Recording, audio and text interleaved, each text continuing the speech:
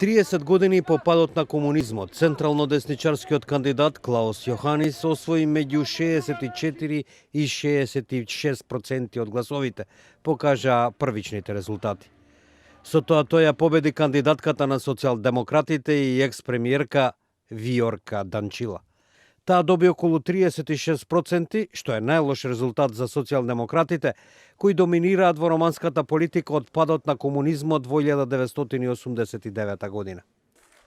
România a câștigat, România modernă, România europeană, România normală. 60-годишниот Јоханис веќе има една победа над социјалдемократите во 2014 година, кога застана зад напорите за градење на функционални институции без корупција. Este o victorie importantă, victoria de astăzi. Este cea mai categorică victorie obținută vreodată împotriva PSD-ului. Изборите се одржаа во момент на длабока огорченост поради контроверзните судски реформи во корист на владеачките политичари, што доведе до масовни улични протести.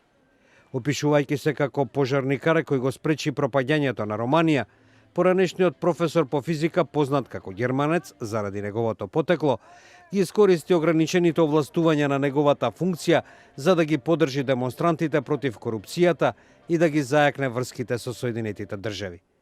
Над 18 милиони романци имаа право да гласаат, вклучувајќи рекордни 650.000 гласачи во странство.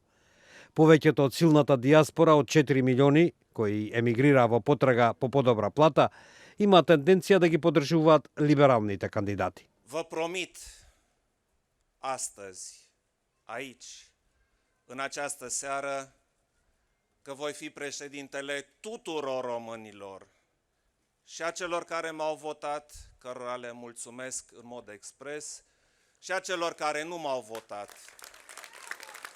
Јоханис е познат како сојузник на американскиот председател Доналд Трамп и веќе два пати ја посети Белата куќа, добивајќи пофалби како некој кој може да го реши проблемот со корупцијата во Романија.